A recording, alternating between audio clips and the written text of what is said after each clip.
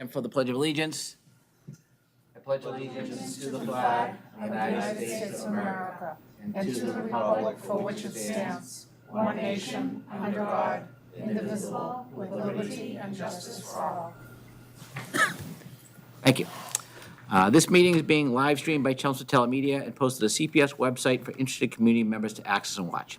In-person public participation will be taking place tonight in accordance with the Chelmsford School Committee Public Participation Policy. Anyone speaking tonight during the public input portion of this meeting is notified the superintendent's office of their desire to speak and have been provided with these guidelines. Upon request, written comments received no later than 12 p.m. on the day of this meeting will also be read and made part of the record of the meeting during the second public input session. So welcome to this meeting of the Chelmsford School Committee. First order of business to approve our minutes from our meeting on August 20th.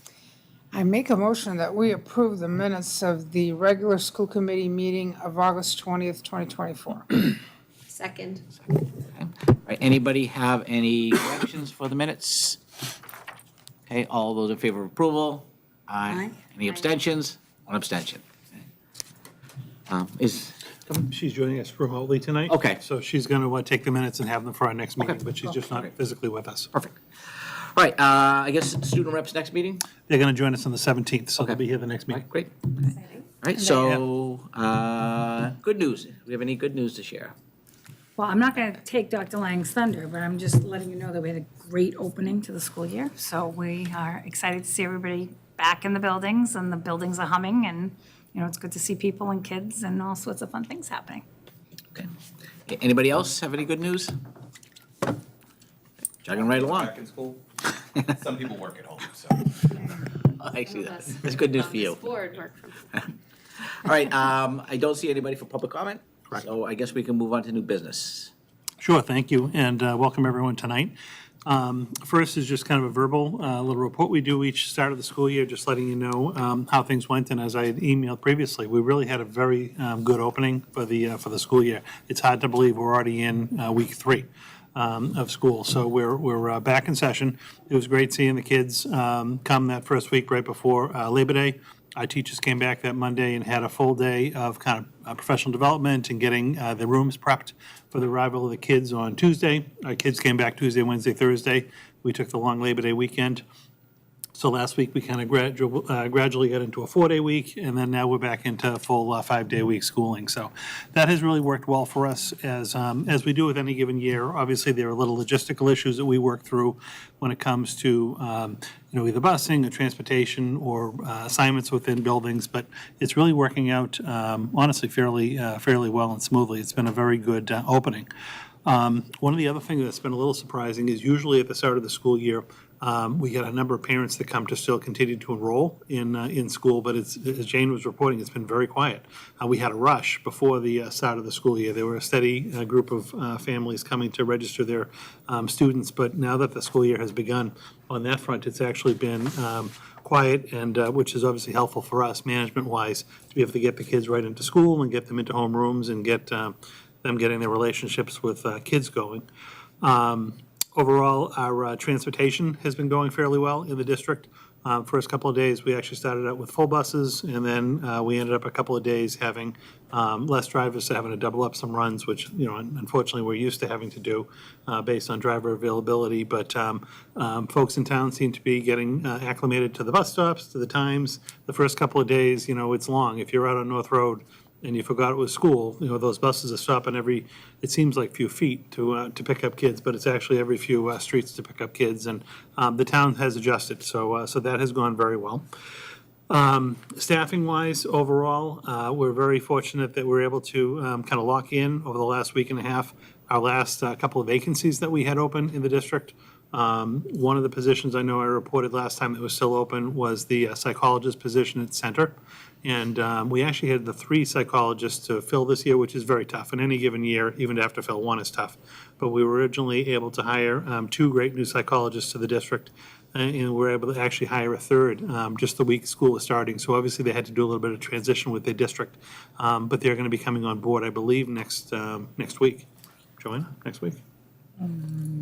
Okay, Joanna's giving me the look, so they're coming on board very soon, but that position is filled. And then, again, teaching and professional staff in the district, we're full at this point. We have obviously a few folks that are on long-term leaves for different reasons, but we have long-term subs in those roles. We still have a handful of support staff that we're hiring at all the different buildings, our paraprofessional, paraeducator staff. Often, it's not unusual, oftentimes at this point in the year, sometimes those individuals are looking for full-time teaching positions, and they may get something at the end of the school year, so it's not unusual for that to happen. But on a positive note, we are seeing applicants to our positions. It just takes a little bit of time to onboard, to do the fingerprints have been running a little bit slow these days. Queries have been okay. But all in all, I actually feel pretty positive about the level of staffing in the district. Families have been excellent at the schools, again, the first couple of days when the kids have been coming, and you get to see them, particularly the elementary kids are really cute when they're coming to school to get started. Middle and high school has gone well as well. So all in all, very good opening of school. I know at our last school committee meeting, we kind of made the rounds afterward to take a look at some of the capital projects that were coming to a close, and still making very good progress on those. I know one that was kind of a concern for all of us was the kitchen at the high school. And that is still kind of coming to a close. We had our weekly construction meeting today. The equipment has all arrived over the course of the last week and a half. It's all being installed. Final inspections are underway. At today's meeting, they reported out to us that it looks like at the end of next week, that kitchen will be at substantial completion. All the permitting will be signed off on, and they'll be turning it over to us for training on the new equipment and whatnot. So we're about another week away from fully opening up that kitchen at the high school, but it looks markedly different even in the 2 weeks since we saw it, with all of the equipment and whatnot in the kitchen. So the food service staff, just a special thanks to them, have been running all around the district to make things work for these couple of weeks because we haven't been able to obviously cook at the kitchen. So they've been doing some prep and cooking at Harrington and bringing food over. We have grills that they've been cooking on, outside the school. I got to witness that on Friday.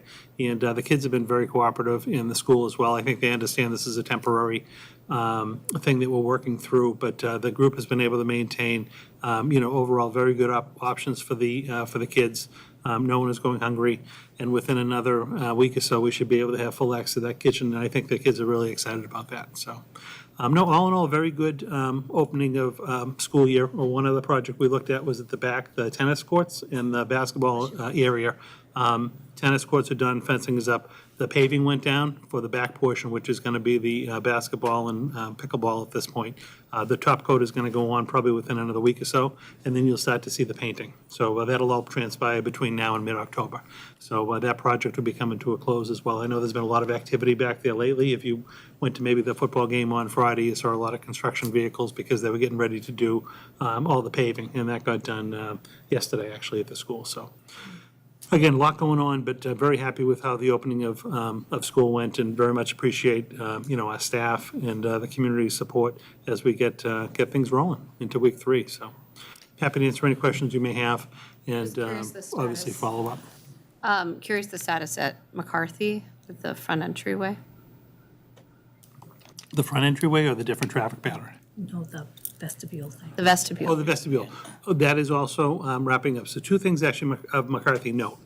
The school decided to change, and kind of on a trial basis, the traffic pattern for pickup and drop-off in the school. So this year, buses are all going in the front, and the parent pickup has been in the back. I didn't know if that's what you were asking about. But we're now a couple of weeks into that, and we've actually seen very good improvement on the transition time out of the building to get the kids on the buses and ready to roll over to Parker. The first day, obviously, the kids are new, and they're getting to meet their friends or whatnot. We get out at 2:30. We try to have those buses roll at 2:40 because Parker's just missing at 2:40. We want to get the buses over there. It took us almost 20 minutes to get the buses out, so we were running about 10 minutes late before they even went to Parker. It was down to 11 minutes today, so the buses rolled at 2:41. So, after a couple of weeks of time, those things work themselves out. We're going to obviously keep monitoring that. Jeff, the principal, is hearing from parents about whether they like, don't like, and we'll see how we're going to keep working that through. At McCarthy, right towards the opening of school, the cement way right in the front of the building was completed. That was key because we couldn't replace the front storefront doors until we actually had the access done. So we were able to get that done before the staff and students returned. The storefront, those new doors, were originally slated to come in around the middle of September. So we're just waiting on an installation date for that. That'll probably have to be done after hours and over a weekend. So I'm anticipating between now and probably Columbus Day is when we'll have the storefront replaced.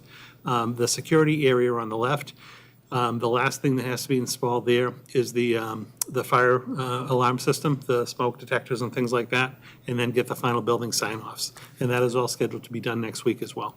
So I'm thinking really within the next week or two, that should be finalized. And then we'll be transitioning to utilizing that as an access point during the day as opposed to the regular doors.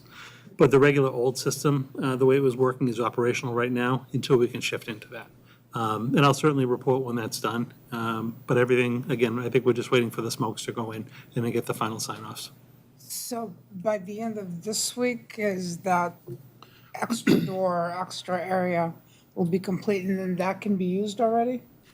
To be safe, I would probably say by the end of next week, because they have to, next week is the week that they're installing they have to have a fire smoke system that goes in, and it all has to be wired to the alarm system. But you can use that before the rest of the doors are? Oh, yes, we're gonna use that entryway before the regular doors go in, but we're still probably a week or two away from that, because then the building inspector does have to do the final inspections. Okay. But as soon as that is functional, we'll start to utilize that.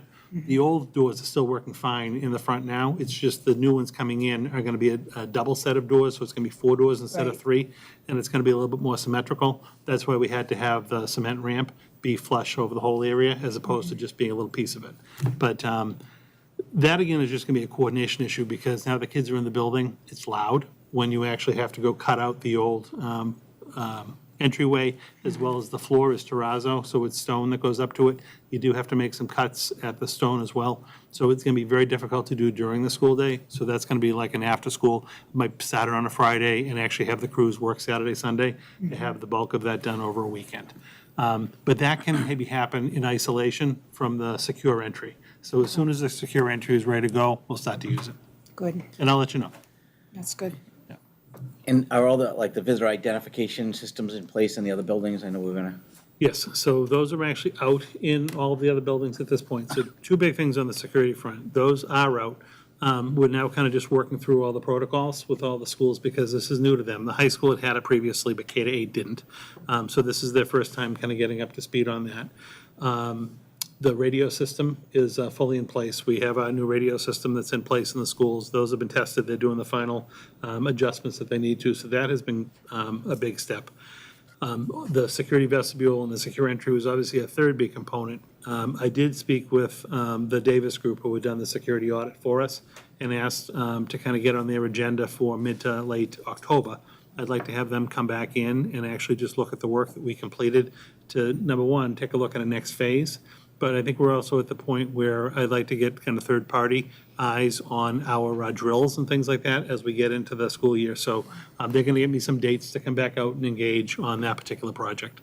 But we'll be able to show them that, 3 big recommendations that they had were actually completed over the course of the summer, and I want to see them all in action. So that's why we're looking for after Columbus Day weekend for them to start doing that work.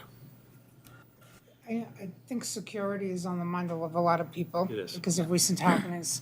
The technology that was used in that school is something I've been getting a couple of folks asking me about, and whether, there was ever any thought of looking at. I don't know if that's something that group can look at, and maybe we figure out if it's available, what the cost is, and all of that, where they can immediately call Yep. police.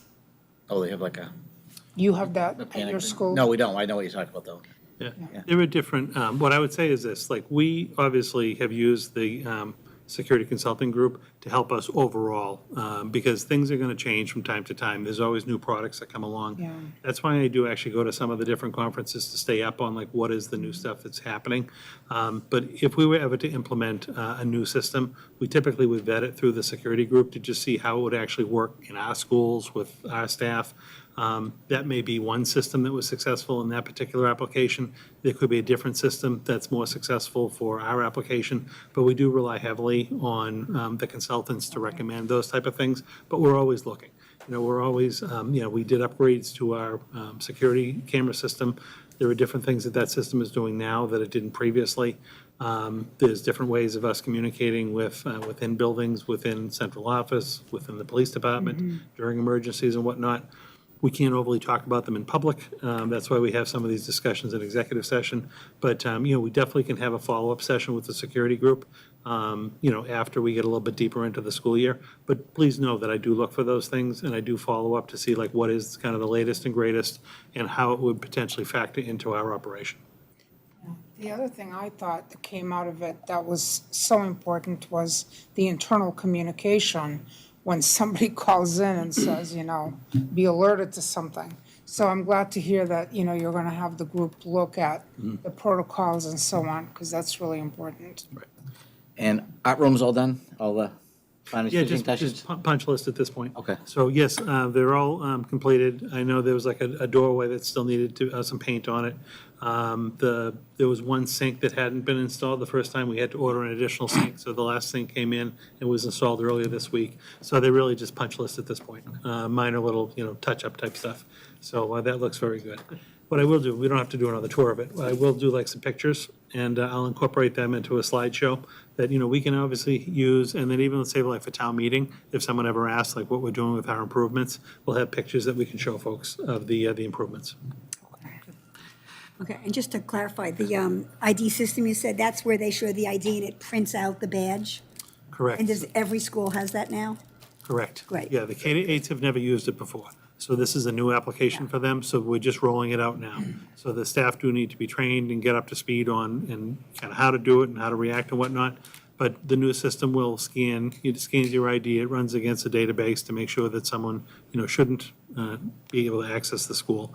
And then, obviously, if all goes well, it prints them a visitor badge that they then wear when they're in the building. Right, like the high schools had. Like the high schools, it's a very similar system. And then if something were wrong, it gives the system an alert so that the administration would know at that time. Yeah, they mentioned at CHIPS PTO last night that they have it and. Yeah, it's just starting to get rolled out, K-8. We just haven't had it at that level before. But again, that was another recommendation from the security group, so that's why we're implementing Yeah, it. that's great. Yeah, and again, what I'd love to do is just get all the schools on the same page as far as even like the greetings that they use when people are coming in, what that screening protocol is, if something does get flagged, who's responding. So that's what we're working through right now.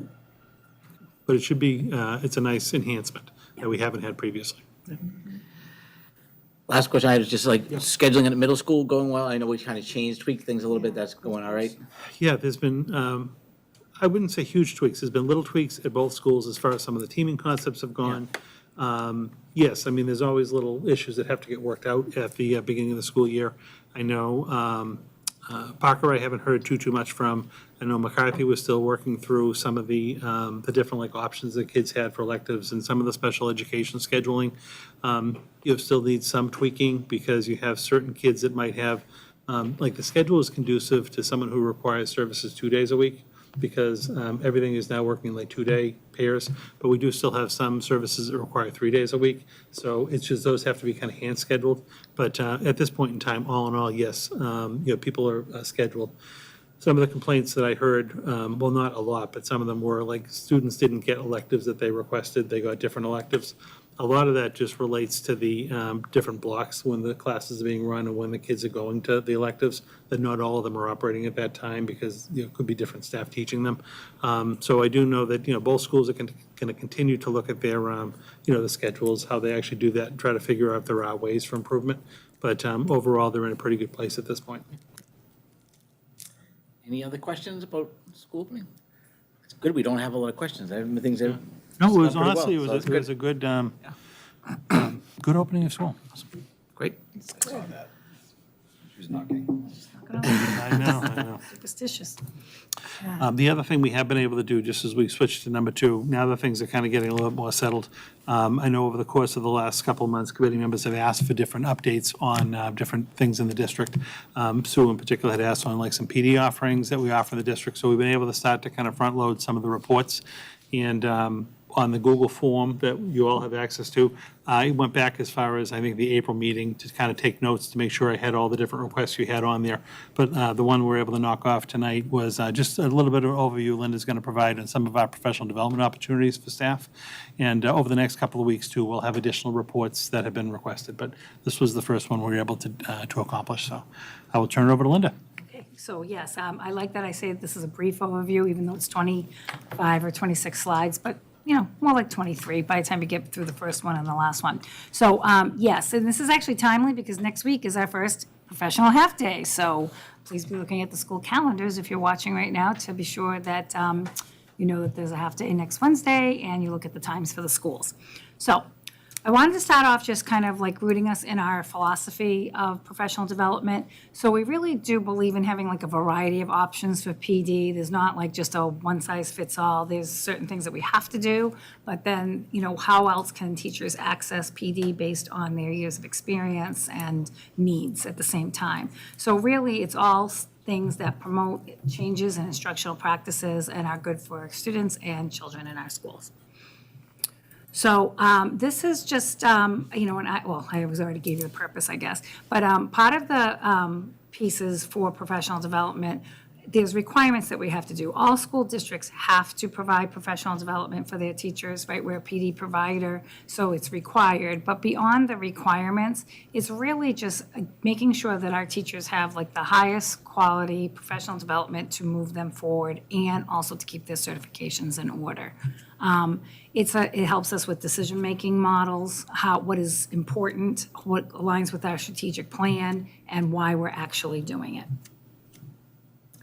This is just a snapshot. So this is this year's professional development. It has all of the dates in there. And then we divide them up between building and content so that we can build out, like if we have speakers coming in, if there's something a building is working on for an initiative, if there's something the whole district is working on for an initiative. So this at least gives all the teachers an idea of, okay, these are the actual professional development days.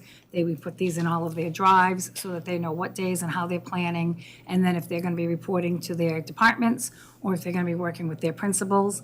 There's two pieces in here for both elementary and now middle school that 2 of the professional days actually are for the conferences. So we do lose the elementary and middle school teachers for a little bit of time after the November 5th full day, but then we bring them back into the fold for professional development starting in January. So conferences are still happening, and those are the 2 dates of the conferences for the teachers. Yes? Quick question. Blended learning here, is that the content that they're learning about, or is that the method they are engaging with? It's a little bit of both, right? So typically we just put like that's going to be a content day, but blended learning is just some of the things that they wanted to focus on for that January PD. But they're not accessing it in a blended way, like it's No. not like at home hybrid. No, they're like sort of just situation. learning. No, they're actually physically in the building. And what's the focus of next week's?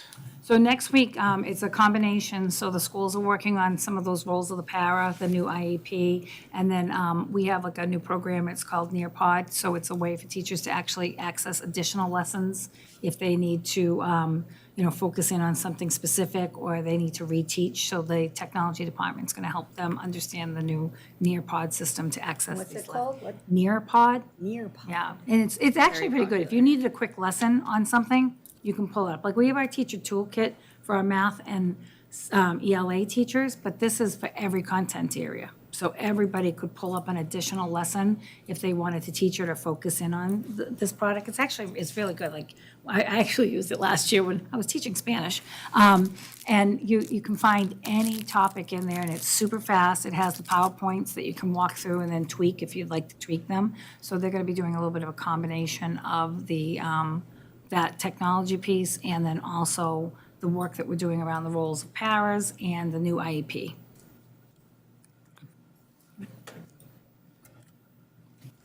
And this is just a snapshot of the grid that we use. So there's one for every single professional development day. And the reason we have it broken down by all of the different content areas is that anybody that, we call them low incident teachers, so there's just not a lot of them. There's been times, and I'm sure, some of us sitting at this table can attest to it, where you've sat in professional development that has really nothing to do with what you actually do. So we want to make sure that when we're developing those days, that everybody's accounted for and they know what is going to be happening, because it may be a building day where everybody's doing the same thing, but then it may not.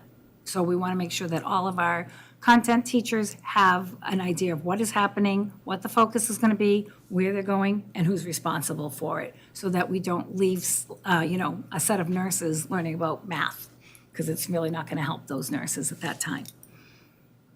And we do it for every single day. So one of the things we do, and I'll be talking about course reimbursement as well, is, and we've been offering this for several years, is we have an articulation agreement with Fitchburg State University. And we try to offer a graduate level class in Chelmsford that is very low cost. I gave you an example of this year's graduate level class, and it's the one on project-based learning. I gave you 2 work sheets. So what's great about this is that it's our staff teaching our teachers. So the staff has to go through a process with Fitchburg State to become basically an adjunct faculty member, and they are allowed to then teach the course within our district. Our teachers can take it. They can take it for PDPs only, which would be 67.5 PDPs, or they can pay $295 to receive 3 graduate credits. It's a deal of the century. So, and we'll take any of our staff members that want to learn about it. And what's great about this new one, which is project-based learning, so it doesn't matter what your content area is, once they get the teachers that have signed up for the course, they will be able to then basically differentiate the course depending on the content area of the teachers. So this is a really great one. We like the ones that, get a broad spectrum. It's not just focused on, like, say, history teachers, or, because we did one on civics, and that was really just focused on the history teachers. This one is any teacher in the district. And what the teachers do is we have a course builder within Aspen, which is our student management system, and you'll see the directions on there. The teachers go on. They have a PD plan within Aspen. They log on, sign up for the course. Then we know who's in the actual courses, and we house it for their PDPs.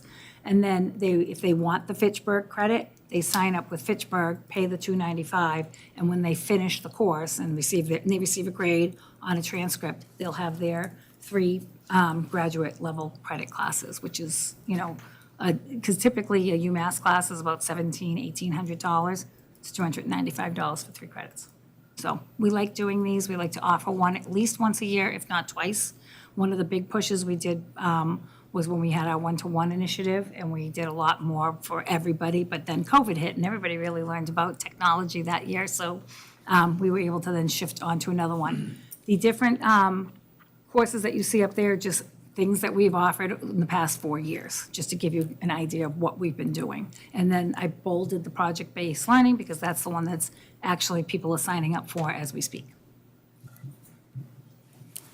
And then moving on, so new to Chelmsford, so our relationship with UMass Lowell, which is a great relationship for many different reasons, they are offering a graduate certificate program in diversity, equity, and inclusion.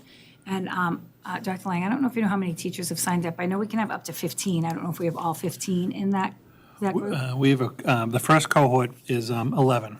So we have 11 teachers who are participating in this. Can I give a little bit of background? You can give, I was going to go through the overview, but. Yeah, no, so this actually kind of came as just an option for our teachers who wanted to take like a step beyond some of the ideas work that we had done, how the committee did and the building level. And we had some teachers that obviously wanted to continue to talk about practice. So UMass Lowell has partnered with us on different programs, and they offered to work with us to create a specific 4-course graduate certificate that the students will get. What's unique about this is we kept it to be a cohort of just Chelmsford teachers, so it was only open to Chelmsford teachers.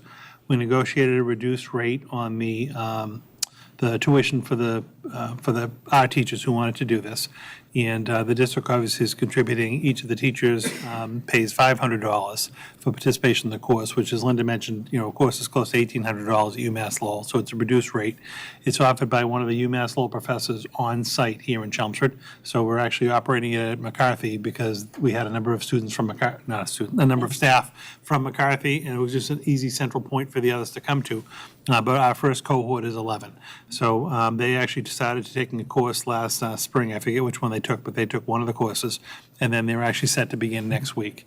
So when they've done this, they're obviously getting a certificate from UMass Lowell. Those courses would count toward further degree if they wanted to, and it also counts for course credit for us towards advancement on the salary scale. So, and this was, again, just a more kind of extensive offering for those folks in the district who wanted to take some of the DEI training a step further. So, if this works out well and we continue to get good interest, we potentially could do additional cohorts of different certificates with UMass, but this is one where we launched just last spring.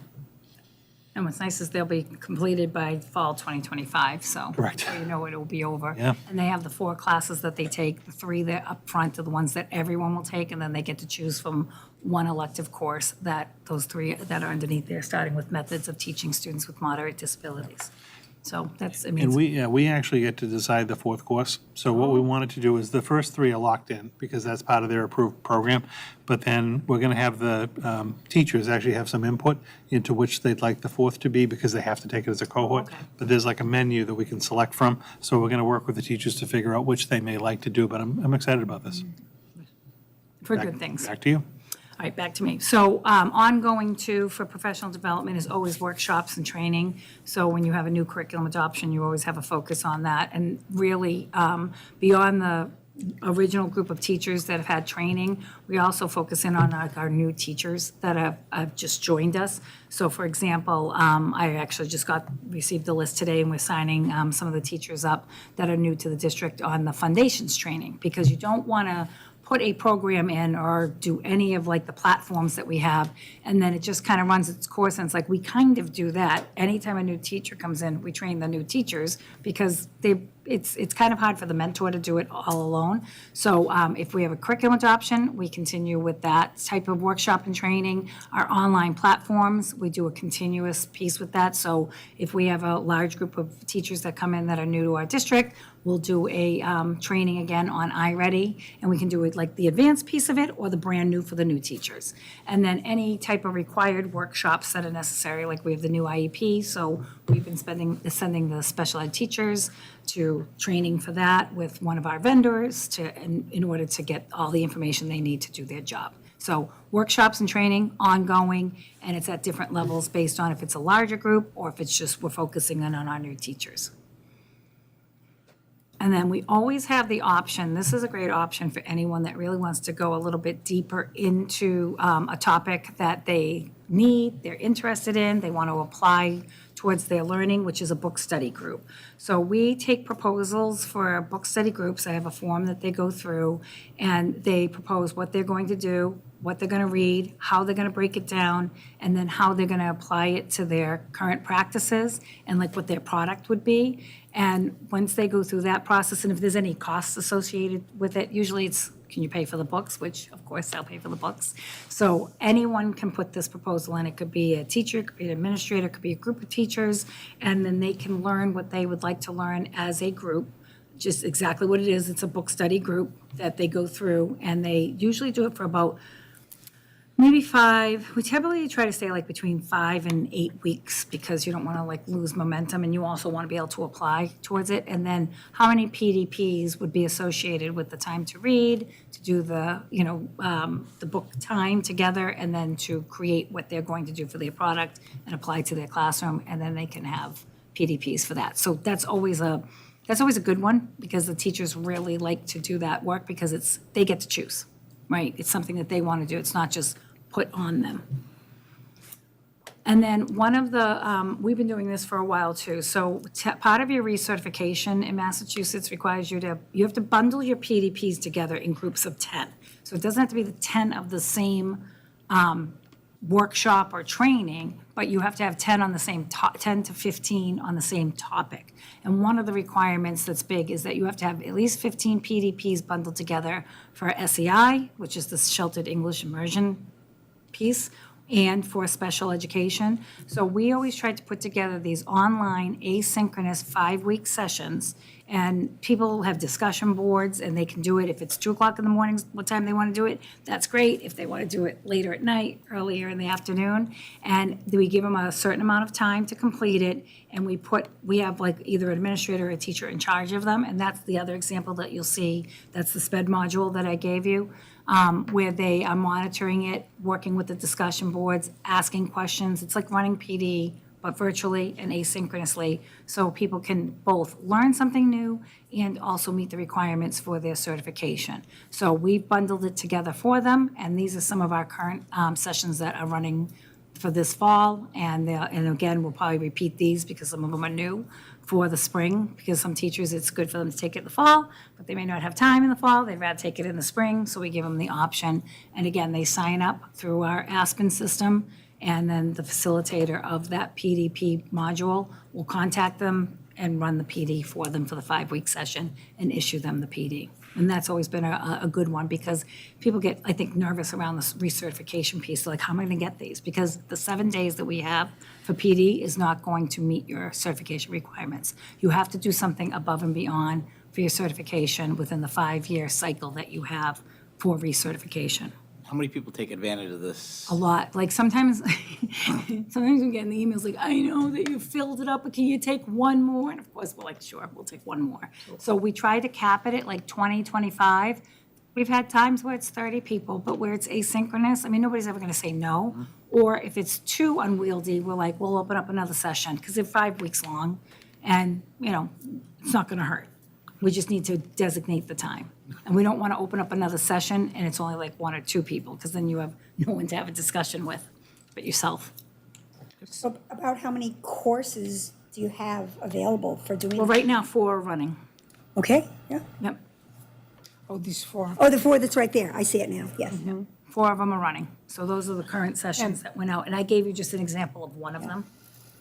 It's the second flyer that I gave you. So Right. that's just an example of the description and what they, so all the teachers received all the flyers. I just didn't print out every flyer for you. So I saw the one about the Universal Design SEI.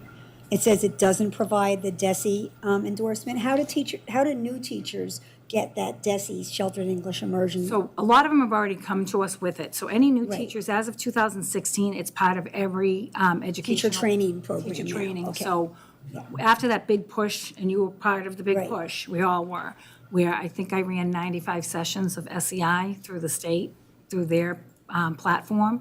So once we got the bulk of the people certified, all new teachers are typically coming in with that endorsement. They have to. It's part of their education program. Right. The only people that have to end up taking it is, say, somebody took some time off, Right. child rearing, did something different. They come back in, they have 1 year to go and take the course and get that SEI So like through endorsement. Fitchburg or something like that? Yep, and that SEI endorsement is a one and done. Once you have it, it sticks with you. You don't have to recertify. But every 5-year cycle, if you have a professional license, you have to do at least 15 PDPs in SEI to keep, current. Whereas this one that you handed out to us. Correct, about so the we never UDL, want anyone. SEI would Right, we count never toward want it. anyone that may have, came back into the education field to think, oh, I'm just gonna take this. At the beginning, there was still people that were still outstanding with it, but we don't want them to feel as though they've been sent down the wrong path of information. So we always let them know this does not count towards that, it counts towards your recertification. But I would have to say, I don't even know anyone that doesn't have the SEI endorsement that's working in the district. You have it. Even Dr. Lang has it. We all have it. We all took the course. It was great. Any other questions? Maria had a question? Oh, I'm sorry. Did you have a It question? says faculty created, so it means a faculty member creates this. Yes, so the These one that you're courses. looking at right now, it's, we broke it up into the different content areas to add a little twist to it, so it wasn't just a generic one, but that's actually all the department coordinators. So I'll put stuff out. Faculty can create these courses, or administrators can do that. I will say that the department coordinators do a lot more of them because that's part of their job. So it's faculty created, meaning they create the course, the sessions that you do. So we use our Google Classroom, we set up the course, and it's like modules. So the teachers click on the first module, and then it's like taking any online class. What you would do, what you're supposed to read, how you're supposed to respond, any type of reflections. So it's based on what they decided they should read. It could be an article, it could be part of a book that we buy that they're doing different chapters in. So that's what I mean by faculty created. It's somebody in-house that's created it. We didn't purchase it. We don't have somebody from the outside coming in and teaching it. It's our people's. The people that offer it get paid stipend for. So I give them a stipend to create the first set of it, and then I give them a smaller stipend to like monitor it when it's going, and then any additional sessions that they monitor, they get that smaller stipend. And that all comes from the professional development. It all part of the comes through, budget. yes, I pay them through my Title IIA grant. Okay. And then we keep these modules. They're ours. They're always ours. Right, so like for the special education one, a teacher who no longer works for us, she had created the first one, but like we had the module as a base so that when somebody else took it over, they could go in and, add to it, tweak it, change it all together. But we own these, they sit in our school district Google Classrooms. So if it was to be used again by a different faculty member, they might simply be monitoring the feedback part and the discussion because the course itself is already done. is done. It's done. Good, that's nice that, Yeah, and we so can we'll change build up a it. library of offerings this way. Exactly. Nice. You always want somebody, though, to monitor it. Yes. Because you can't just say, go on and do this by yourself, because, Right. what are you getting from that? There has to be some type of interaction and a point person to ask questions to. Yeah. You have it as a base, but you might tweak it. Oh, yeah, we change, like, if we want to add a different reading to it, but the initial stipend that's paid is to build the main course. If you want to switch out an article, you're not going to suddenly get a whole new, brand new stipend for that. How do people come to you? Do they just come to you and say, okay, I want to create a module? No, I put it out to everybody, and then whoever is interested in doing it, we put it as part of our PD survey too, like, are you interested in participating on the PD committee? Are you interested in creating a module? And it has to be a topic that, is gonna reach out to a lot of people. It can't be just like 3 of my friends really want to study this. That's something they should do in a book group, right? That would be a different way to do PD, and that's a little less, I think people get a little nervous because they think they're like teaching, but I'm like, no, it's asynchronous. You're just monitoring the discussion boards, clarifying if somebody has questions, if somebody's not logging on, hi, what's going on? Are you okay? A little check-in. But no, I put it out there and then I wait to see what I get for a response. Some of these ones that you're seeing right now, like the ELL one, and then the SEI one, the UDL one that we have, and the special ed, those are like because of certification. So we tend to lean on some of our people that know a little bit more about certification. But if somebody had like a larger topic that they wanted to do, they're welcome to do it. And then I just literally just sent it out, was it yesterday, I think, the email where here are all the courses, this is how you do it. I also give them the PD calendar.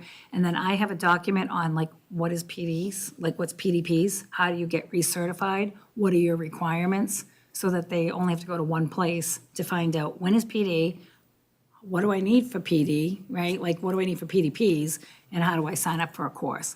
And then between Kathy Mercier and myself, like I think I've only fielded like maybe 5 questions from teachers, like somebody like, I can't log on, my PD plan's not up, so we just manage the internal piece of like, okay, let me go into your account, let me fix this. I get a lot of people that say I can't access the course, it's because they're on their personal Google. So I'm like, oh, you gotta go on the school district's Google, like little things like that. So there's a little bit of uptick in the first few days, and then people settle in and they're fine. So the Fitchburg class starts in a week and a half. The modules, we don't start until October, so they have a little bit of time to sign up and decide. Teachers are good. They'll always email and ask questions. And then we always send teachers, so another way to receive PD in the district is conferences. So if it's a specialized course, especially AP training, those are the first people we send out. Sometimes we send them in the summer for the week-long class, if that's their preference, or they're new to AP, or we do the 1-day or 2-day ones based on what the different content area is. And they're usually, that's something that people want for like to enrich their content or their pedagogy. Sometimes we send people to PD if we feel like they need some support, maybe it's classroom management, something in particular that they should learn for their job. We're always sending people out to conferences. So I have a conference line, the schools have a conference line, and we work together to decide who should be going to what. And, we try to get as much, obviously cost is a piece there, but we do our have-tos. And then we also do our, like, what we think people would like and of interest. Because again, you have your veteran teachers that are new, people that are in the middle. Everybody needs something very different when they go through this. And then we have in our contract course reimbursement. So this is for teachers if they go through an accredited institution. So this is like your UMass Lowell's or some of the online schools. And that's when they apply for course reimbursement, and they receive up to 75% of their course to be reimbursed back to them if they are approved. We have a tiered system. Back in the day when I used to work here, it was like going to a rock concert and you lined up out the door here and it was first come, first serve, like elbowing each other to get. It's like getting up there, literally, people were camped out. So now it's a tiered system of, people who haven't had a chance to have a course yet. If you're going for your certification, if this is for your, getting your master's degree, so we tier it so that it's not just first come, first serve of the same people over and over again. I think Susan and I have lived through a couple of these, so it's always a good time. But we have it as a tiered system so that everybody gets an opportunity to take a class, because we spread the money out. And we take the money and spread it out by fall, spring, summer 1, summer 2, so that all the money isn't just used up in the fall and you don't get an opportunity to take a class. So based on that, if you go into the contract, we have the system that we break it down, and then we just work it through that way with the teachers. And typically, people get their courses. I think the only people that don't is if they've put in for 2 of them, and we have just a lot more people that have never had a chance to take a course, they might only get 1 of them reimbursed. So, always good.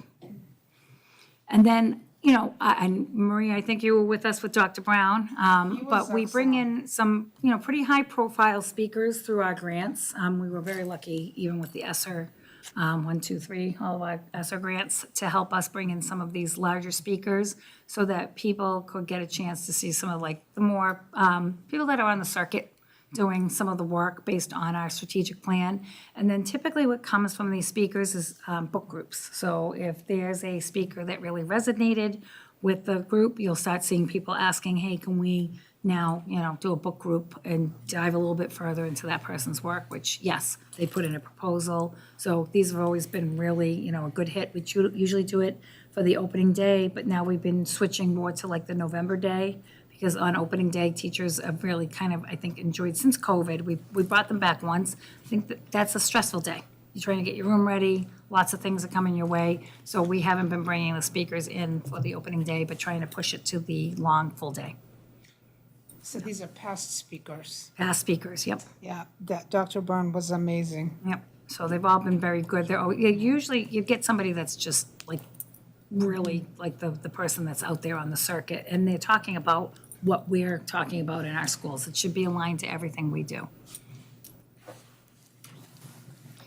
And then the department coordinators will get together by levels and by their content area to create, in the summertime, sometimes teachers are like, is there anything going on? So this isn't PD that we're actually running. We just know of free, decent PD opportunities out there.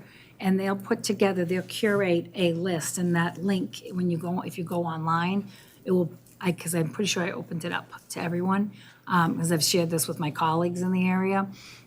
PD sessions, if somebody wants to learn about PD and receive a certificate from an outside vendor that's offering free PD, we always get information from different vendors. We put that together for any teachers in the summertime that are looking to just get additional PDPs on their off time, and the summer just works for them, so they at least have an option. We have a good amount of people, we put out a little, a s'more flyer, and I probably get, and I know most people are looking to see what's out there, but, we get a good, 300 hits on the flyer, so I know people are at least looking. Because it's an outside PDP provider, they get the certificate from them, so we don't put it in our system, because we can only put in our system what we offer. But I know that some teachers are oh, that was really good, and they'll tell their friends, and just gives another opportunity and another way to be able to receive PDPs. So summer PD opportunities always available. And then the Department of Elementary and Secondary Education does put out certain PD at times. One of the biggest ones that they're putting out now is for ELL, but they've offered all of the different content areas. You go to their Center of Instructional Support, and it's online, 20 PDP opportunities, and that is another option for the teachers to actually, receive PD online. Some of them are in person.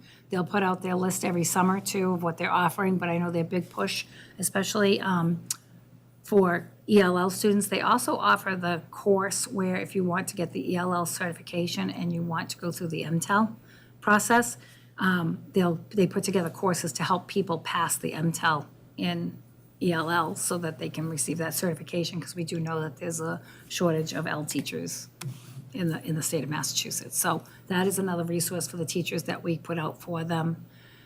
And then this is new too, and I don't know if Dr. Lang wants to jump in as well, but we have an opportunity to partner with MIT on artificial intelligence in education.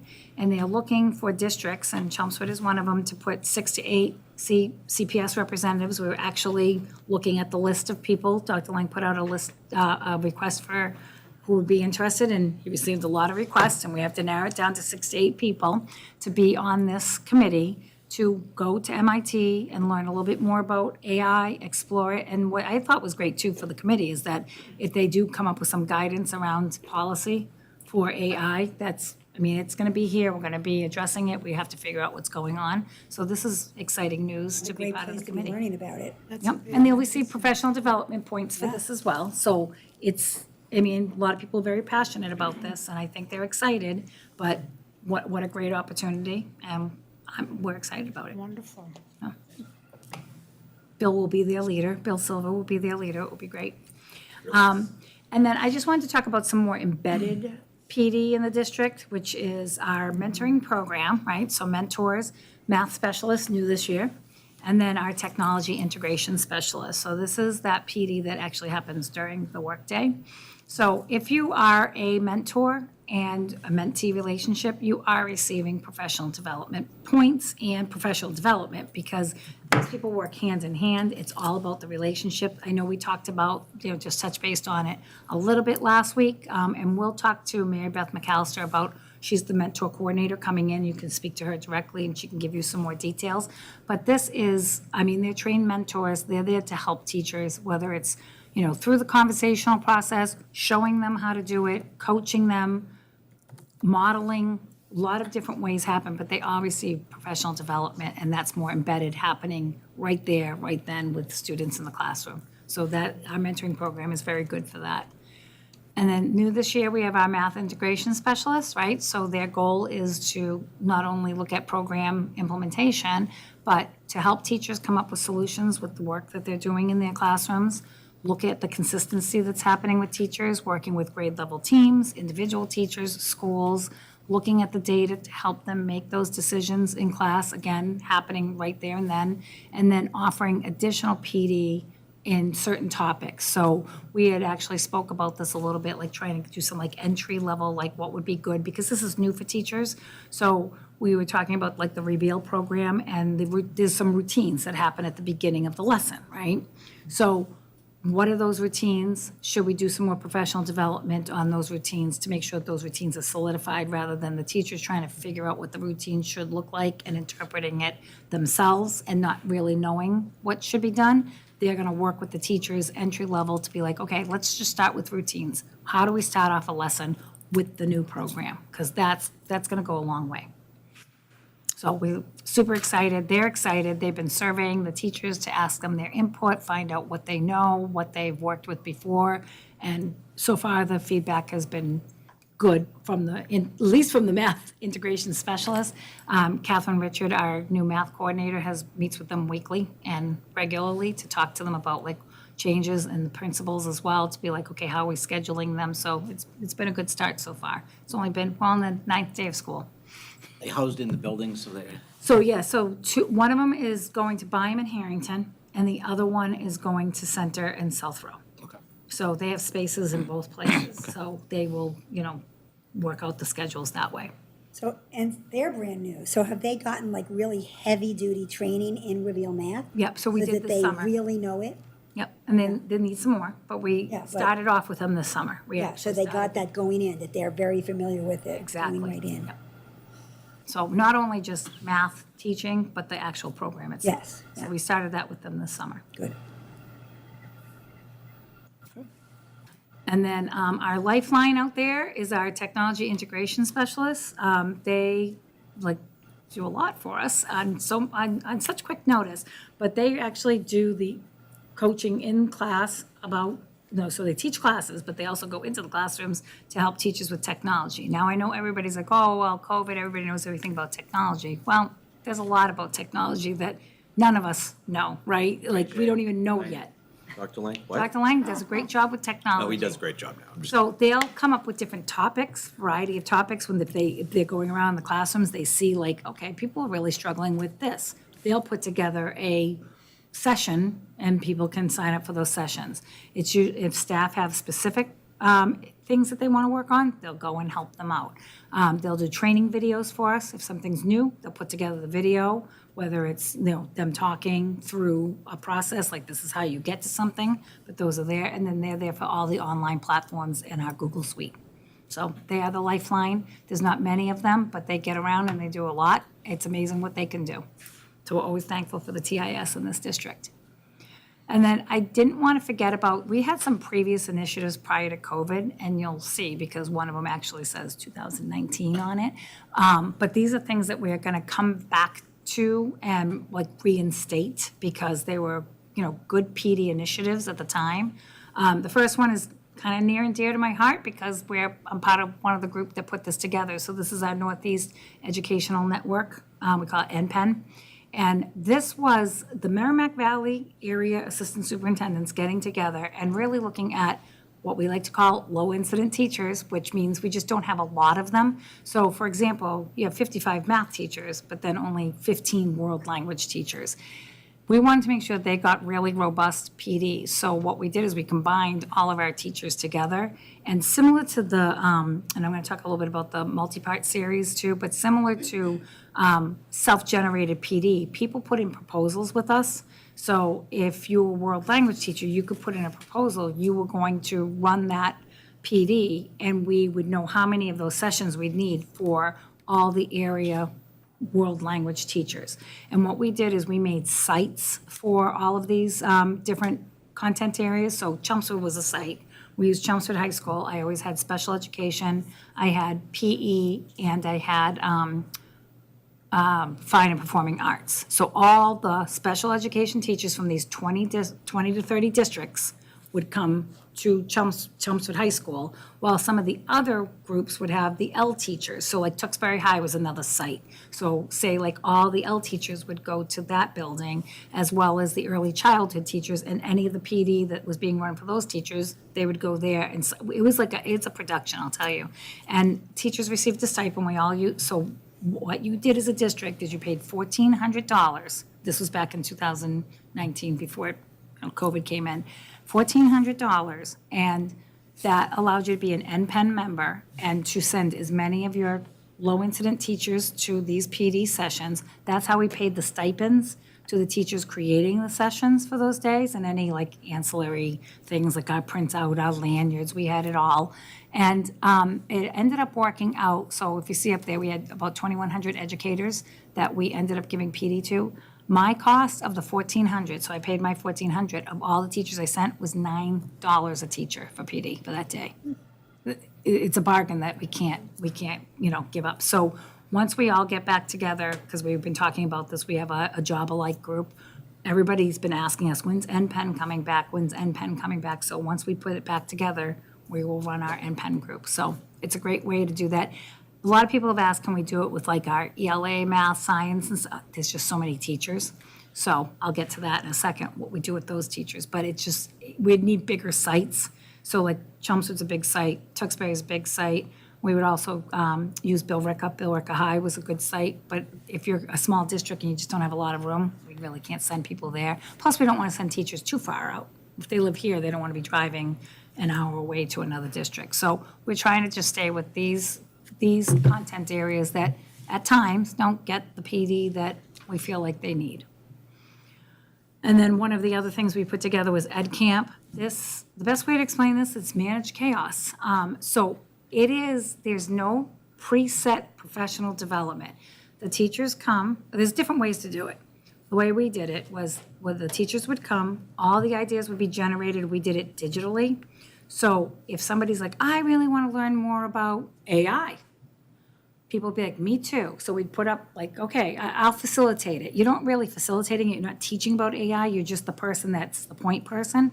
So Linda Hirsch, AI, I'm so interested in this. Maria goes, I love AI too. I want to learn about that. She would start signing up for that. And then say John wanted to learn about, dive in deeper to, math facts. How do we teach kids to memorize their math facts? He puts up his, and people are like, I want to learn about that too. So it's really educator-driven PD, and we would assign them a room. It all takes about 15 minutes to do. It's weird. You wouldn't think it would get done. And everybody gets to go to that room. They branch off and they go and they have, it's almost like a PLC, like a group learning community, talk more, share ideas, and they get to walk away with it. And then they would do another session and another session. Like I said, it's managed chaos, but it works. You don't want to do it too many times because it can get a little repetitive, but we'd like to bring back our Ed Camp piece, which is always fun. Like I said, a lot of work, but a lot of fun. A lot of great conversations come from it, and nobody's an expert. Nobody has to feel like they have to know everything about it. They can learn different things. And then we had done a multi-part series, and this was for all educators. And this is similar to the NPEN piece where people put in, we had proposals, we had a review committee, and we ran, it was conference style, so you would sign up, so we knew who was teaching what. They got a stipend through the grant to put together the course, right, what they were gonna do for that day. And then all the teachers could sign up for those different PD options and go to them. So we've done that as well, so we'd like to bring back the multi-part series. The only hard part about some of these things is you need the people to do it. People need to be able to say, yes, I'm very confident in how to do this. I would be happy to teach this to my peers. I'd want to do it. It's always getting the people. The other stuff works out. The time to review the proposals. We used to have a committee of people that you didn't have to be, if it was a math proposal, you don't have to be a math teacher.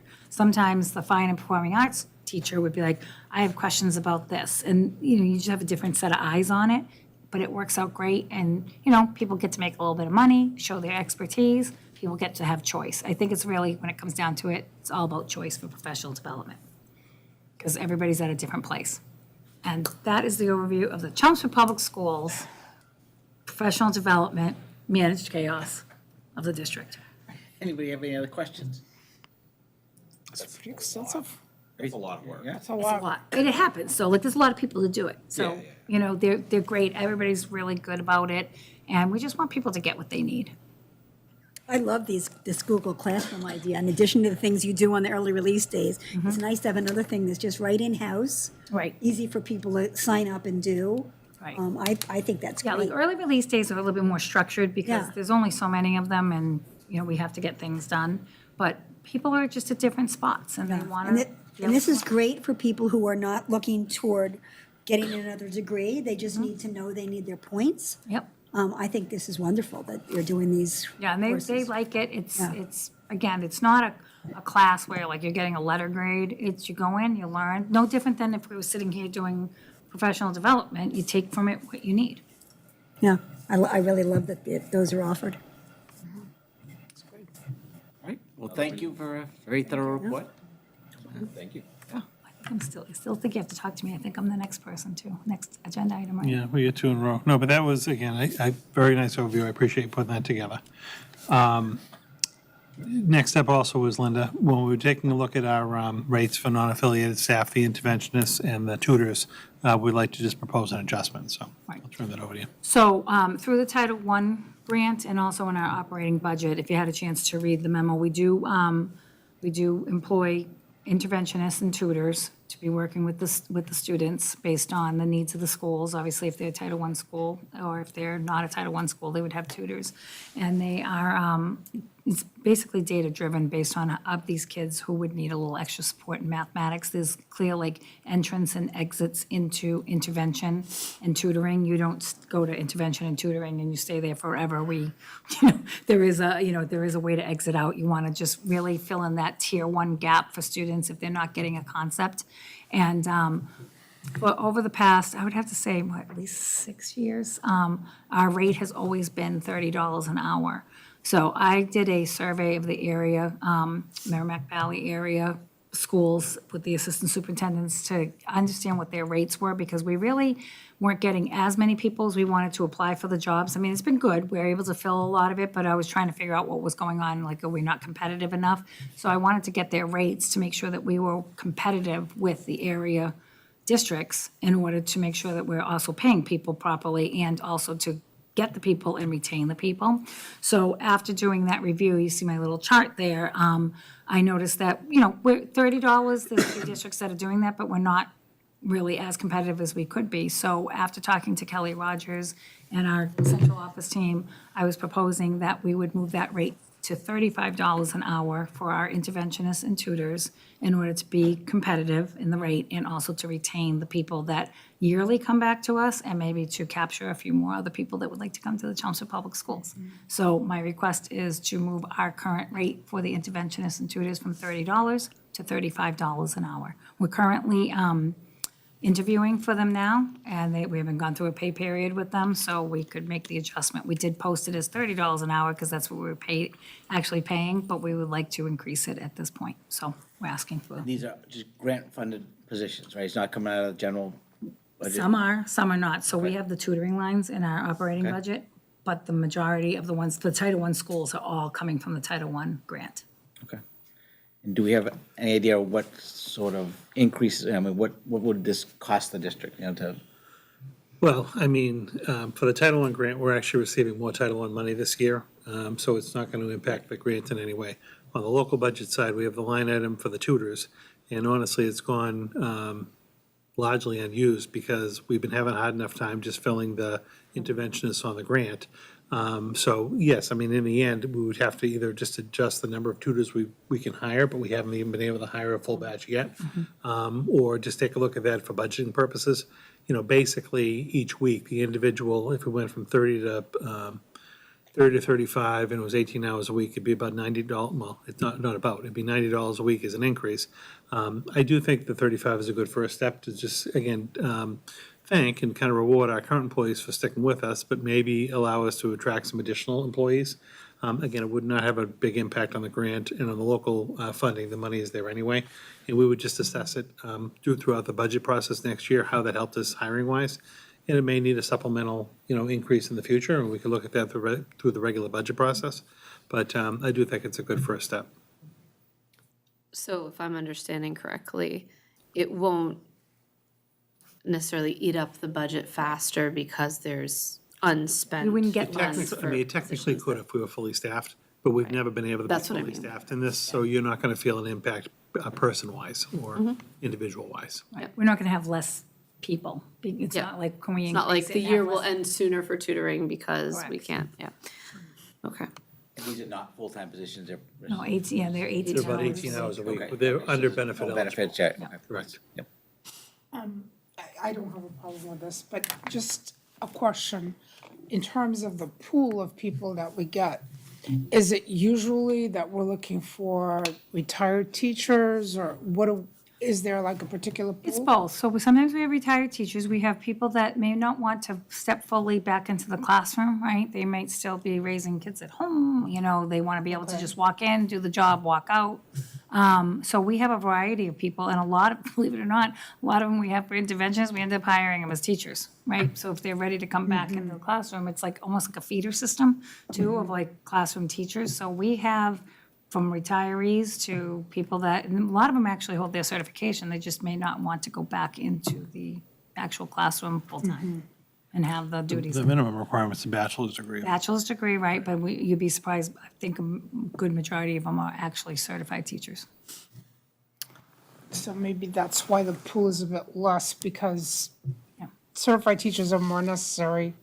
And, Right, we don't require the certification, we do all the training, but the bachelor's degree is the minimum requirement. right, no, that's fine.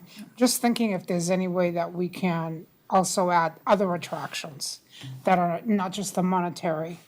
Because, the difference between, if people are just looking for money, they're all gonna go to Drake it. Right there, 4264, I don't know where that came from, but there it is. And like 3389, what on earth? I know. But I mean, then you have to drive to Drake it, and that's Right, the it's thing, usually no people that offense, live but in the Chelmsford's area. easier to get to. I'm sure there are reasons people wouldn't want to work Right. at Lowell either, probably. Yeah, right. Right. But just think, yeah, I'm just commenting on the drive to Drake it because There's it's a like lot to like about miles. Lowell, John. It's a million miles away. we came from there, just remember this. I know I do. Okay, so I know. So, what I'm thinking is, let's say that we had a retired teacher. I've heard some things about, if you're trying to come in and you want to substitute or whatever, you might have extensive trainings, but you had all these trainings already because you just retired, all kinds of things like this. Just making sure that we've made it attractive for people to want to go through the process of coming in, remaining here, and so on. Because if I don't really need the income, which is a possibility, and I just want to keep myself busy, I might look for the easiest way to get in there. So just thinking it through and making sure we looked at our entire process and that, we made it as attractive as possible, not just on the. To Linda's point, though, there are people who fall in this category who, maybe, and I mean, a retired teacher's perfect for something like this, right? They're used to kids, they have the license, they know the content, hopefully, they haven't been removed for too long, that it's an easy transition back. Some may not want to actually commit to working the 18 hours a week, because that's, actually physically coming in 3 or 4 days a week. They may just want to be a day-to-day substitute, because they want to kind of pick and choose if they want to just come in for a day, or even if it's a school or a teacher or a subject that they're comfortable with. So we do get some, because we pay a little bit more for a retired teacher in the sub rate, we may have some people who just want to enjoy that, that they can be more selective in when they come in. This might work again for some people who just are ready to do more than day-to-day teaching, and they want to get their foot in one door. They want to see if they want to get back into teaching permanently, and this is like a great way to get in. Would we have multiple options for people to really be able to kind of re-engage in the work? And then, as Linda indicated, we really do. This is a pool for potentially when we have an opening. If you've been in the school and you're successful and you're licensed, it is kind of like a foot in the door to consideration for a permanent position. So there's just multiple options, and it's kind of a different pathway almost for adults to figure out like what's their best way into the workforce. I'm curious though, are there options for folks who say could commit to 9 hours but not 18 per week, people who need truly part-time? I'm just thinking because there could be folks who have, if somebody isn't looking for a full-time job, there may be some folks out there who are looking for a smaller number of hours per week, and I'm wondering if we've considered splitting them into 2 roles sometimes or anything like that. Yeah, we've thought about it, but we haven't done it. It's hard with the scheduling, right? Because they may not be able to service kids and also keeping the consistency. So scheduling and consistency with the kids has always been like, let's just get our group here for the 18 hours, and we've been able to do that, right? And we'd like to keep it with that consistency, because sometimes the schedules don't work. If somebody's like, I can only work on Tuesdays, well, we already have enough people that are working the full 18 hours. We don't need additional people on Tuesdays only, right? So that. Sure, I just was thinking of We like have, better yeah. than not hiring someone. If you're saying all these positions are unfilled, I wanted to just ask if there were any ways to fill some of them, rather than having no Difficult one. with the school schedules and for the principals to schedule the. There's nothing prohibiting us from doing that, so I guess like that is an option to consider if people come up with something like that. We just haven't done that to date.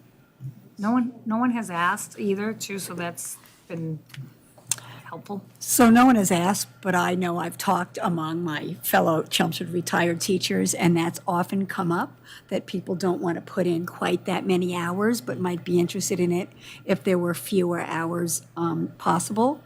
So it might be something to look at. I understand that you've got to make it consistent, that whatever people are doing, it has to be consistent week by week, but perhaps there's a way to work that out. I definitely think we need to increase the amount of money, though, because I know if you're doing it privately, maybe you wouldn't be able to get as many hours, but people charge a lot more than this for private tutoring. So I think for people who are thinking, what do I want to do? Do I want to just take a few kids after school, or do I want to get something that's more of a consistent job? I think we have to offer that little bit more money, because they know they can make a lot more privately. And I think that is the competitive pool. You're competing for those people who can do this in a private way, and also people who, you would expand the pool, I think, a bit if the hours were more flexible. But that's, Yeah, just there's thinking a of give and way. take of that, yeah. Yeah. Thinking of possibilities, and I understand about the consistency. It's nice. It is. Well, I think if the group's supportive of this, I think the wage is certainly the thing to Starting first Yes. do. And Yeah. then see what we get applicant-wise, see how this actually may influence the applicant pool. and then, take it from there. Any other questions on this? All right, I'll take a motion. Okay, I will make a motion that we increase the pay rate for interventionists and tutors from $30 an hour to $35 an hour. I second. Okay. So any further questions? I will have to do a roll call vote. So Diana, Aye. Susan, Aye. John, Aye. Aye. Maria, aye. Okay. Thank you. 5-0. Thank you very much. And we'll report back at a future meeting about how the staffing is going.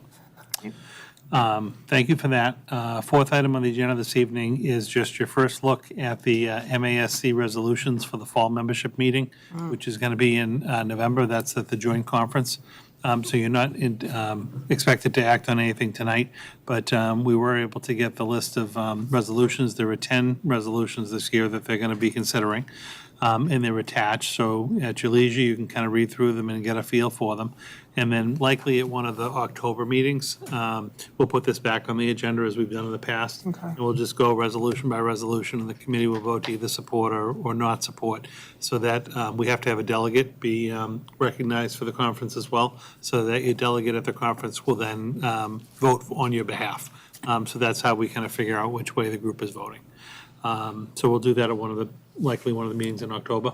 And I think that the voting on resolutions is Friday, so it would have to be somebody that's staying Oh, I'll till look at that. Friday. Thank you for sending Last year it the, was not. I think what Diana Oh, sent the us new, I the think the schedule. I think I saw that it looks like convention that was would on be on Friday. Friday. I was Yeah, I know curious. No, it which wasn't is last year. kind of lousy, yeah. Yeah. was it Thursday last year? It might have been. It was, it's definitely been earlier. No, it was It before the was Friday. Wed- I it remember was 'cause- Wednesday before last year Friday. because Wednesday, yeah. I was the It was early, yeah, delegate, it was and early in the convention, before yeah. I got Yeah. sick, Yeah. so I was able to do it. Yeah, so it was Yeah, early. you got sick at that. Oh, yeah. Yeah, remember that? I forgot, And yeah. I was like, Yeah. yeah. I'm like, what are you doing? Yeah, so as far as, if you just read through them, some of them, I have my own personal opinion on some of them, but, read through them, make your own personal opinions on it. The other thing that's in there that they have never had in there are expiring resolutions, so ones that haven't been voted in the past, I don't know what they want us to do with those. If they're looking for people to re-engage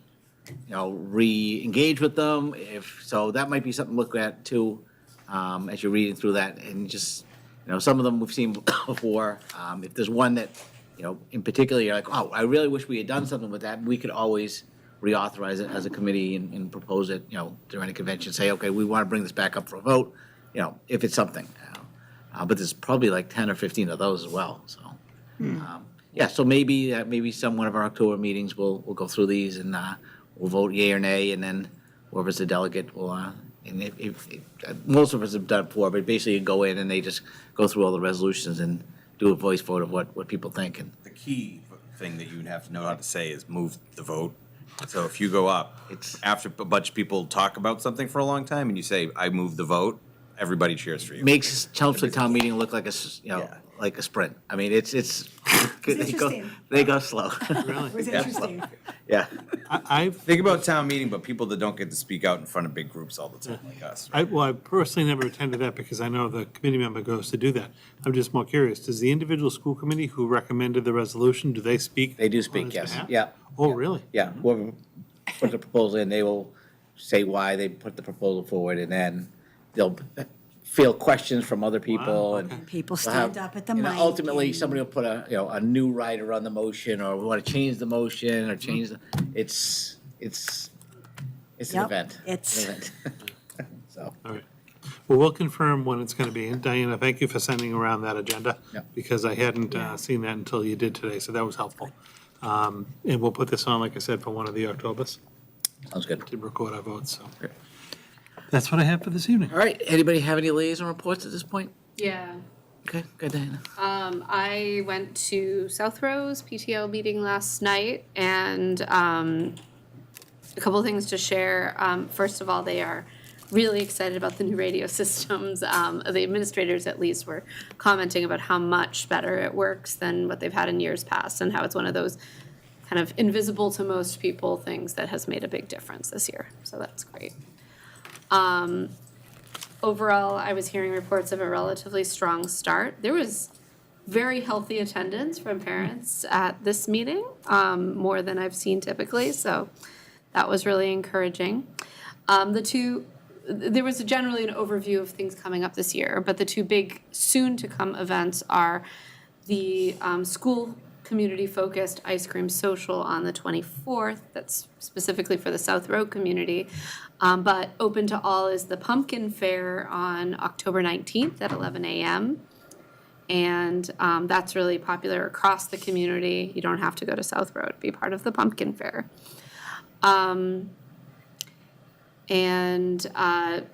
Other than that, yeah, not a lot of new stuff to say, just hearing great excitement about some of the improvements that happened in the school over the summer, sharing that they're still getting up to speed with a new kind of visitor management system, and that the PTO is in a very healthy place, both financially and in terms of engagement, so that's really encouraging.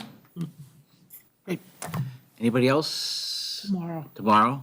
Oh, I attended the CHIPS PTO meeting yesterday, and attendance was good. I think it was twice as many people were at last night's PTO meeting. It was typically were coming to meetings that I was attending last year, so I was really glad for them to see. And they got some new parents volunteering to do some things, parents who weren't on their board. So thanks to all the parents who are stepping up to do that. I know they have their open house night coming. I don't remember the exact date, but it's in November, and one of the things they're doing is a basket raffle again, which apparently is extremely successful there. They make a lot of money, they said, with the basket raffle. So if you're a CHIPS parent, be on the lookout to hear about how you can contribute toward those baskets, because it's really a big fundraiser for the school. I had talked about the safety vestibule that's coming at McCarthy, and then their director, I think she's called, talked about the new ID system, and the parents who were attending were just really glad to hear about how seriously the Chelmsford schools are taking the safety issues. And, you know, we talked about how it's sad that we need to, but they're all very glad that the Chelmsford schools are taking action to make sure that entry into the schools is safer. So parents were glad to hear that part. My other liaison role right now is, as I talked about last meeting, on the town's strategic plan steering committee, and Dr. Lang did include in his newsletter the QR code and the website people could go on to complete the survey. Everyone in town is invited to please complete that survey. It's going to be really helpful in helping the town look 5 years out and make good plans. And there is on September 18th, a free ice cream community kickoff night at the Chelmsford Elks at 5:30 p.m., where we're going to be partnering with NIMCOG and the open space people, just to have people to able to have discussions about what they want to see for the town of Chelmsford going forward. So kids are welcome at that. If you would like to come to that meeting and you don't have anyone to watch your kids, you can bring your kids, because we're going to have snacks and crafts for the kids to be doing while the parents are talking. So that's September 18th. And then tomorrow night I have Harrington PTO. Yes. Time to pick up. I have Sandra tomorrow. Good. All right, anything else on liaisons? Great. All right, any new items people would like to? I know we're still working our way through the kitchen capital project, but just want to keep it on the radar about the food, the halal food versus, non-halal food being available. Okay. Just keeping it on the agenda somewhere. It's on there. It's All right, I'm listen, telling you, I'm going to keep asking every week. Anything else? Yeah, this is sort of came up at the PTO meeting last night, but I've been hearing from some parents, and I wanted to just raise the fact that there are a lot of very concerned parents, especially after some of the tragic events last week, in terms of safety. And it's not necessarily just focused on external people coming into buildings. A lot of what the concerns that I was hearing were around whether students in our school communities feel socially safe to report dangerous behaviors in their peers. And a couple of parents were asking if I could bring up that they would love to see some sort of anonymous reporting system made available to students where they could report a wide variety of concerning or unsafe behaviors in their peers. I expressed, that may be something that would, be consulting with school resource officers or, be through the police or in partnership with the police. But I think there was just generally a feeling that parents would love to know that their kids who often said, I wouldn't feel safe telling an adult about something that I overheard in a bathroom because I'd be worried for retribution from my peers. They'd love to feel like there was an anonymous reporting option. Was this like a global discussion among the parents, or just like a side? A few parents were all talking about it. They were parents who have older children. So I was at the South Row PTO. It was less about South Row, but I think they were speaking specifically of the middle and high schools. Okay. But this wasn't a discussion among the whole group. This was just a couple of parents. I would say it began with one person, but then several people chimed in with, yes, and my child said this, and I really want that. So it was several parents advocating. I explained that I wasn't clear on whether that would even fall under the school department versus the police department. But given that there are obviously existing partnerships between the police department and the school department, I thought I would at least bring up that there were some concerns and curiosities, I would say, as much as anything else, like, does something like this exist? Do other districts do things like this? And is this something we could consider? What was did the administration weigh in at all about like things that they do at the school level? They did not. specifically? Okay. I think because the concerns were mostly talking about secondary and we were at an elementary school PTO meeting, it was a lot of parents more raising concerns about middle and high schoolers who might be experiencing mental health crises or displaying concerning behaviors. Okay. All right. Thanks for the feedback. Anybody else? I know Dr. Lane mentioned in his email, but we're going to try to have DM group come in and help us with our goals soon. Yeah, I believe it's next Tuesday. Next Tuesday, okay. Tess, at least Tess. Okay. If not, other members of the team. Yeah, we've just been going through different iterations of the goals, trying to look at the realistic benchmarks or whatnot, so that we can have the strategic plan goals for the year laid out, and then have some draft for school committee and superintendent goals. Okay. So just depending on when I get those, we'll send them to you obviously ahead of time for you to kind of read through and think about. And then at least next Tuesday, have the initial conversation with her and figure out where to go from there. Okay. Right, so something to think about for next week. Yep. And the only other thing, I forwarded you a copy from Town Manager Cohen. They're doing that, what do they call it? Annual committee orientation, and they gave you an agenda, what the night would look like. So if anybody's interested, I think it's the 24th would be for that meeting, so just something to consider.